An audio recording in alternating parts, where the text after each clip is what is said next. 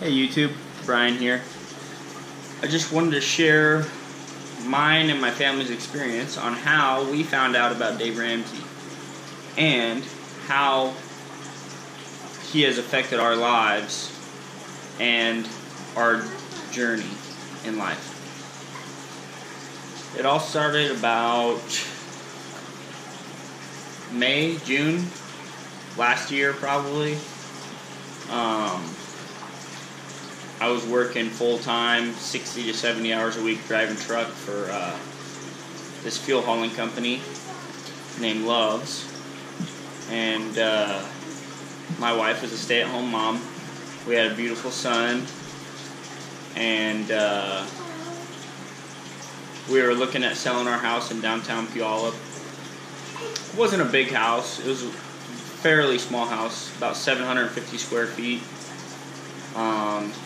Our mortgage payment was like $1,300 a month, and we owed about $154,000 on it. We also had my 2008 Ram Dodge, which we owed about $17,000 on at the time. No, that was probably more about 20 at that time. And you know, we're just going through the motions of everyday normal life, and I just couldn't take it anymore. It seemed like we were never getting ahead in life. It seemed like we weren't getting anywhere. We had no money in savings. You know, on average, we paid our credit cards off every month, but there was a few months where we didn't, and you know, we got charged the interest. And one of our neighbors, Josh, I'll give him a shout out. He's one of my best friends. Him and his wife, Courtney, decided to sell their house. And they were like 5 houses away, and so we decided to sell our house because the market was just so hot. And we estimated that our house would be valued around $200,000, and we had bought it for around $160,000. And we decided to sell it. We sold it. Oh, before we sold it, we decided that we wanted to buy a duplex and move into a duplex, rent half the other side out. You know, the whole common thing that everybody says. You know, buy a duplex, live in one half, rent the other half out. So we did that. Or we sold our house. We moved into our camper trailer, 27-foot camper trailer that we got from Kinsey's grandpa. And that was an experience we will never forget. 27-foot camper trailer, me, my wife, how old was he? About 1 year? About 1-year-old son, and my 50-pound pit bull moved into our camper trailer, and we parked it outside my grandpa's house because he had a septic drain and everything, and it just worked out perfect. And he didn't charge us rent, but we did pay his phone bill, so in a sense we paid his phone bill for rent. And we lived in that thing for 6 months, and it was really a challenge. Really a challenge.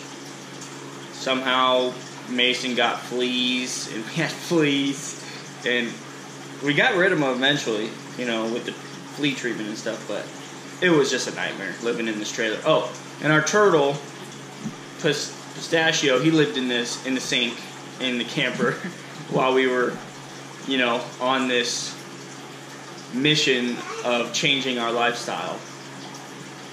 And when we were living in the camper trailer, that's when I was doing research about duplexes and how to be successful in being a landlord and how to be successful in, you know, property investment and all that stuff. And I came across this one YouTube video. I don't remember what channel it was. I may go back and put a thing in for them, because they were the ones that suggested that I read The Total Money Makeover by Dave Ramsey. And so I don't buy books. Sorry, Dave. I just don't buy books. I'm too cheap. So, my mother-in-law, Mary, she told me about the app Overdrive, which is an app you can use on your phone to download audiobooks or download books from the library, and it's free. So we did that. I got the Total Money Makeover on there. And as a truck driver, I have lots of spare time, so I just listened to the audiobook. And I'll be honest, the first 15 minutes of that book, I'm like, really? What is this? You know, it just seemed like a gimmick almost. You know, I was kind of put off by it. And I said, well, I got another 2 hours before I get to Ellensburg. I'll just finish the book. What's it going to do? It can't kill me. And after that, I just kept listening to the audiobook. And then Dave Ramsey has this weird way of getting his point across. And it really hit me. And he talks about how people are living paycheck to paycheck. They are, they're not saving any money for retirement. They're trying to just put it off and say, we'll be okay in the future. The government will take care of us. Social Security, that's pretty much everyone's retirement plan is depend on Social Security, and it's a joke. It's a joke. We all know that Social Security is a flawed program. Anyways, I was listening to it, and it really struck me because we were living in that camper, and we were living paycheck to paycheck, and we weren't getting ahead in life. And that's when the weight of my situation really hit me. That my wife and I were on the brink of bankruptcy. I mean, one paycheck away. That's all it literally would have taken. If I didn't make a paycheck or if I got fired or something, we wouldn't have been able to make our credit card payments, which most of the time we didn't have any because we normally just paid it off, but we always had no money at the end of the month. And the weight of the situation just came crashing down on me, and the more and more I listened to that audiobook, the more and more I wanted out. I wanted out. I was done. I'd had it. And you get to that point, and Dave talks about it, and he says, once you get to that point where you say, I've had it, you don't want to deal with it anymore. You're sick and tired of it. That's when my turning point was. Because I felt like a slave. I did. I felt like a complete slave to the payments. I felt like a slave to my boss, to the bank. And I didn't have any freedom. I had to work the 60 to 70 hours to make the payments on everything. The going out to eat, the truck we had, the car we had, the house we had. And it was just slavery. And I finally realized that it was complete slavery. It's just modern day slavery. And from that point on, I told my wife about the book that I had read, and I talked to her about it, and I was trying to convince her, and I said, babe, I was trying to get my point across, but I didn't really feel like she was understanding to me how horrible I felt. Like how enslaved I felt. And we finally decided, we were going to work together on this. My wife is very supportive. And I made the goal. I said, honey, look, this is what we're going to do. We're going to sit down. We're going to write a budget. We're going to take our credit cards and our debit cards, and we're going to put them in one of the drawers. And we won't buy anything. Anything. Unless we talk to each other about it. And we plan ahead for it. Okay? And that's was really tough for me because a lot of times I'd be at work and I'd run out of food on the road and I'd be starving and I'd go buy something to eat. And doing this really forced my wife and I to plan ahead, to be intentional with our money, as Dave puts it. We had to be intentional. We had to plan. And once we did that, the first month was a complete struggle. We went over on our budget, on our food budget. We went over on our gas budget. It wasn't by a lot, but we went over, you know. And we buckled down again. We said, we're going to do this. We're going to punch this debt in the face. We're going to stop this. And at that point, I had watched so many Dave Ramsey movies, and he always jokes about how his radio show always talks about the one thing where they say, sell your car, you know, break the log jam, you know.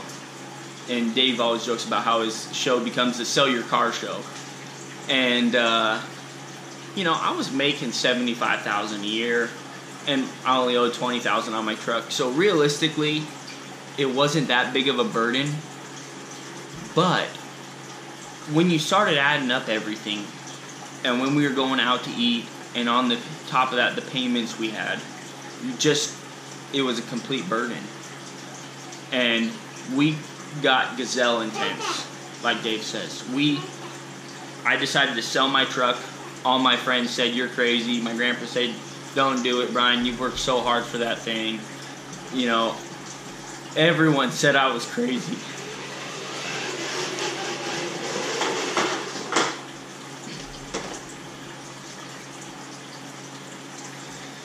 And at this point, we had a spare truck, and it was basically the redneck truck of Washington. I mean, I have a few YouTube videos on that. Check that out.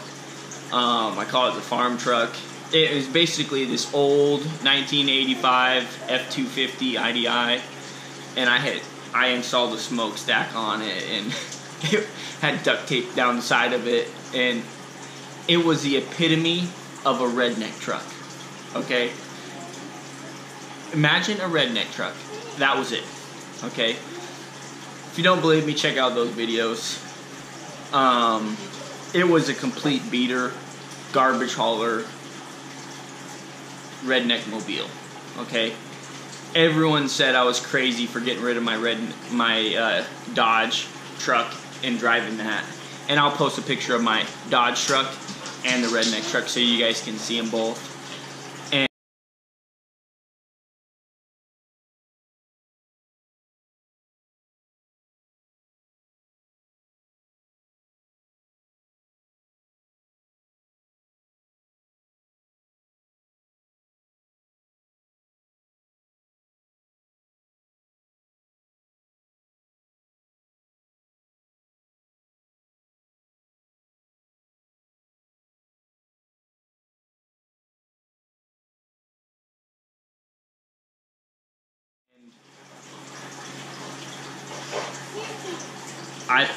I was like, you know what? I'm to the point, I don't want a car payment anymore. I was 27. I'm like, I don't need car payments. I'm not going to give my life away just so I can drive down the road and, you know, impress people I don't know. And that's another thing Dave Ramsey says, you know, you're paying for a car to impress people you don't even know. At a stoplight you'll never see again. And I went down to a whole bunch of the dealerships, and I literally stopped by every single one and was like, hey, you know, I'd like to sell this truck to you and this and that. And I didn't give that truck away. I posted on Craigslist, tried to get my money out of it.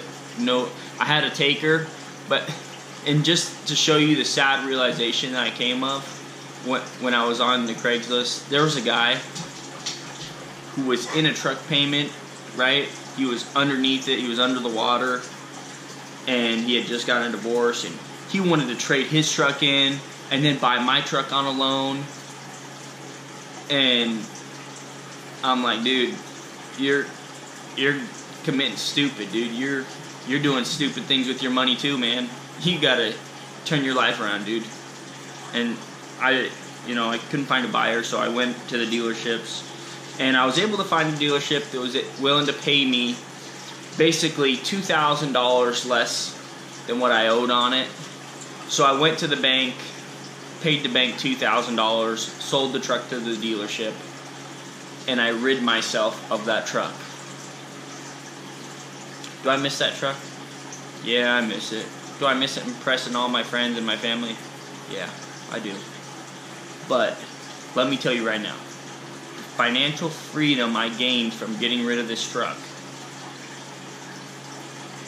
was amazing. I didn't have that $350 car payment. I didn't have the $120 insurance payment on top of that. I felt like I immediately got a raise in my money. So I got rid of that, and I drove this beater truck, 1985 Redneck Mobile. I drove it for, must have been 4 or 5 months. Yeah, probably 4 or 5 months. And everywhere I drove, I got looks. I got those looks like, or, is that thing gonna make it to work? You know, my boss was always like, dude, you gotta invest in some money and invest in a better vehicle. And I'm like, no, man, this thing's cheap. You know, if it breaks, I can fix it. And I finally decided, and I gave in, and I decided to buy another truck, but my wife and I paid cash for it, and it was a 1969 F-250. I'd always liked the look of those factory high boys, and it wasn't the nicest truck.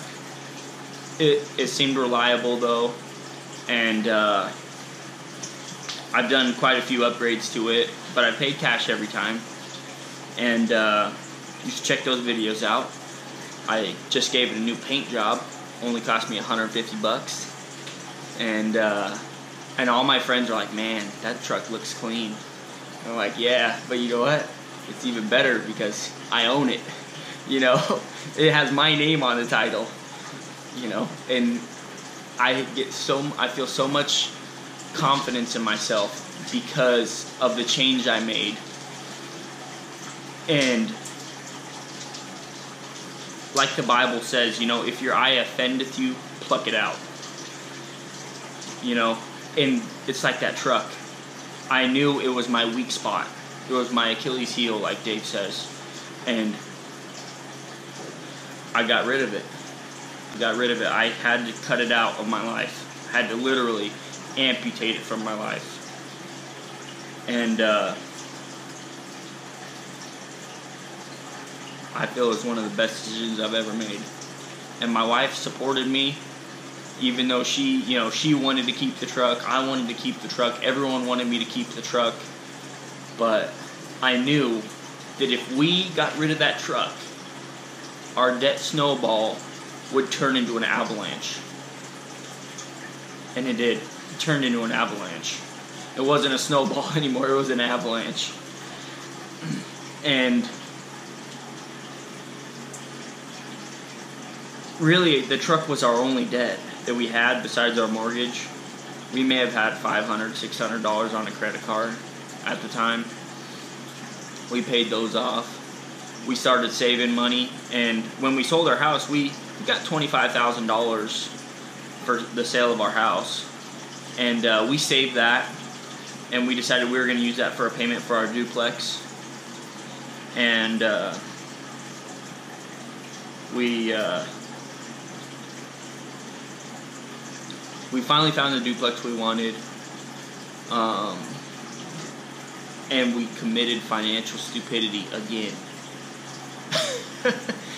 And I had listened to Dave Ramsey's book probably 50 times by this time in our life. We bought this duplex on a mortgage, 30-year fixed rate, $300,000 loan. And I justified myself by saying, well, we're literally paying less per month. okay, we're paying less per month because our tenants are paying $1,100. We're going to be paying $900. So realistically, we're paying $400 less per month to live in this duplex than we were our old house, right? And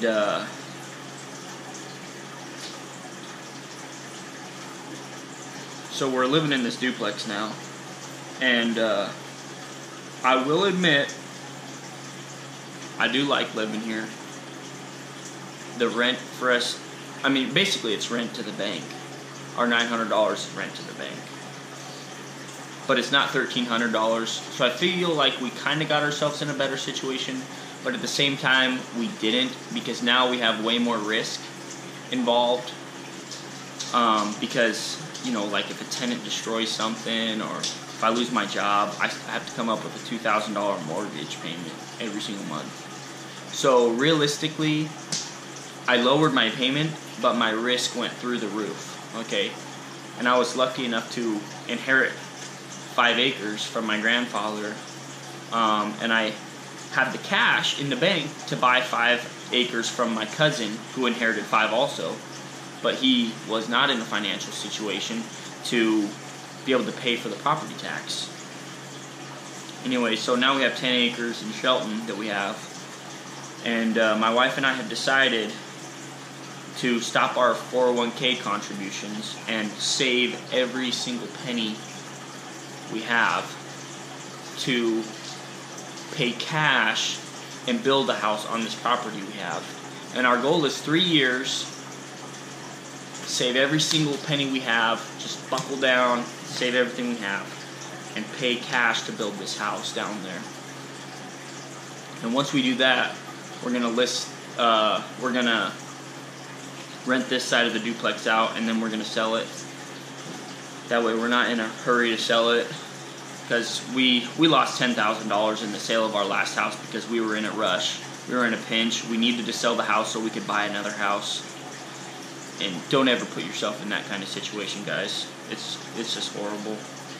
We lost $10,000 that we could have had if we would have just had the time to be patient in the sale of our house. And the market was so hot, we could have got that $10,000 if we would have just said, no, we're going to wait till we get this offer. But we weren't in that financial situation to do it. And now we're setting ourselves up for, you know, a brighter financial future. And so back to the story.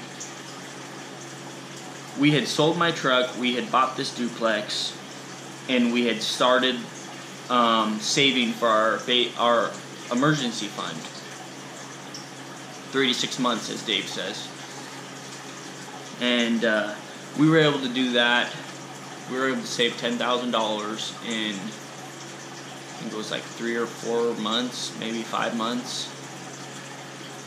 And let me tell you right now, when you have $10,000 in the bank just for emergencies, you feel like telling everyone just to go to hell, or, you know, or go jump in a creek, you know, whenever, you know, your boss says something to you, you feel that sense of freedom that you can make any choice you want. The freedom it gives you, the choices you can make with that money, you become instantly free. Instantly. The weight has been lifted off, you know, and you feel completely free to do what you want. If your boss starts yelling at you and, you know, you don't want to take it anymore, you can say, you know what? I'm gone. I'm leaving. It's my choice. I'm leaving. I don't need your job. I don't need this money. I don't need this headache. I'm gone. If you want that kind of freedom, you have to have an emergency fund. 3 to 6 months. And once you have it, the peace of mind that comes is unsurpassable. We went from being paycheck to paycheck to having 10 grand in the bank just for emergencies. And I noticed a complete turnaround in my relationship with my wife. We weren't stressed. We weren't getting in arguments all the time. I'm the type of guy, and I'm the spender, okay? I'll admit that right out. I'm the spender. I would look at our credit card statement, and we would be $600. We would owe $600. I'm like, how the heck do we owe $600? And I'd go down the list, and I'd look at every single transaction that was on there, and I would try to find some way to blame my wife on it. And it was never her, it was always me. That's the sad part. And I'd be like, oh yeah, I remember what I spent it on now. Oh yeah, that one thing. Oh yeah, I went out to eat. Oh yeah, this. Oh yeah, that. And then I'd think to myself, Brian, you're such an idiot. And the reason being is, and Davis talked about this before, when you have no money in the bank and an emergency shows up, like you got to get tabs or Christmas or a birthday or something, your car breaks down. Once you have an emergency like that, not only is it that emergency, but it's also a financial emergency. And then it becomes a bigger emergency because then you can't pay your bills. And then you can't eat. Then you can't breathe. That's what's wrong. When you have a financial emergency, it turns into a major emergency. It snowballs. Turns into a financial snowball. A financial mess. And then you're not only stressed about one thing, the car breaking down, but then you're stressed about not being able to pay the bills. And that extra stress is gone when you have an emergency fund, 3 to 6 months. It's gone. Whenever we've had an emergency since we've had this $10,000, we've never even had to dip into it. It's amazing. We've always been able to budget and pay for whatever the emergency was. And on top of that, so what if the car breaks down? I got $10,000 in the bank. I got an emergency fund that will cover anything. We feel invincible. We're not invincible, but $10,000 can cover a lot of money, or cover a lot of emergencies, so-called emergencies. And then, so we had our emergency fund, and my wife and I, we were still set on keeping this duplex, and we started putting 15% away, and I want to say like 2 months ago, we finally had our first $10,000 in our retirement account. And we went out and celebrated, we bought dinner or something, and it was crazy because 8 months before that, we were living paycheck to paycheck. We didn't know how we were going to make our bills. And then we went to having a $10,000 emergency fund and $10,000 in retirement, and it was growing. It was growing. Every single month it was growing. It's like a volcano coming up out of the ocean, making an island. It just kept getting bigger and bigger. And Dave's plan really works. If you follow the steps, you will suffer, as in it's a sacrifice, but it pays off, and it is so worth it. And my wife and I, we finally decided that we were going to save our money, pay cash for a house, and everybody says we're crazy. You can't do that, Brian. That's not how it works. I was just out with a coworker the other day, and I developed this habit of every time I see something brand new, like a car or something, I always think to myself, man, those guys are in debt up to their eyeballs. They are suffering. They're going through what I was going through, and they just don't see it yet. And we saw this brand new Razor. It's one of those 4x4 off-road vehicles. And I look over to my coworker and I say, hey, Dale, that guy right there, how much do you think his monthly payments are on that? And he's like, yeah, I don't know, man, but he's probably paying, $300, $400 a month for a $20,000 Razor. I'm like, he's committing financial suicide. And my coworker says to me, yeah, but if you're gonna The only way to get those things is to have payments. And right then in my head, I'm like, dude, are you freaking crazy? If you just save your money, you can pay cash for anything.